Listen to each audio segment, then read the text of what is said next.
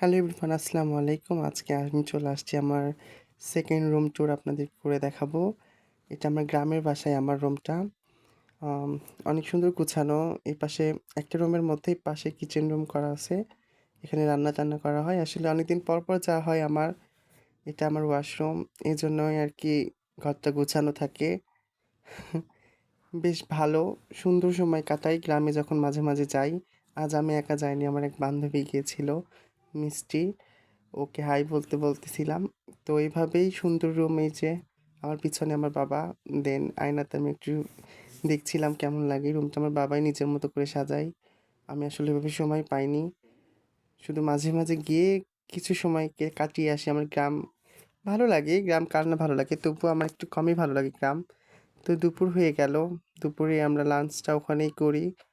আমি, মিষ্টি, বাবা সবাই ৩ জন একসাথে লাঞ্চ করি। মিষ্টি উঠায় নিচ্ছিল খাবার। আমি বললাম, "আমাকে একটু উঠায় দে।"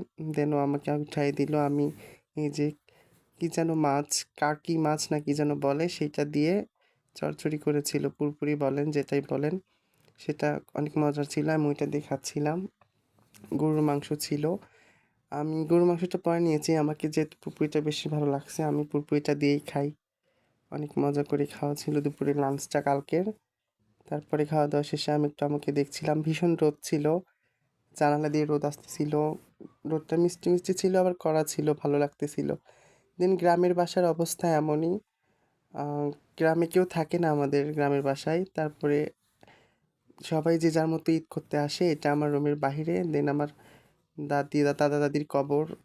খুব খারাপ লাগতেছিল। দাদি আমাকে খুব ভালোবাসতো। আমি দাদাকেও দেখেছি। তারা দুজনেও, দাদা-দাদি আমাকে অনেক ভালোবাসতো। আমিও দাদা-দাদিকে অনেক ভালোবাসতাম। বাট তারা এখন গত। আমার খুব খারাপ লাগে। দাদা-দাদির জন্য সবাই দোয়া করবেন। তারা যেন জান্নাতবাসী হয়। এভাবেই সময়টা কাটে। তারপর আমি বাড়ির চারপাশটা ঘুরে দেখছিলাম। আমি বলছিলাম যে এখন আমাদের যাওয়ার সময়। বগুড়াতে ব্যাক করব। তোমার বাবার থেকে বিদায় নিচ্ছিলাম। বাবা যেহেতু গ্রামেই থাকে। বাই।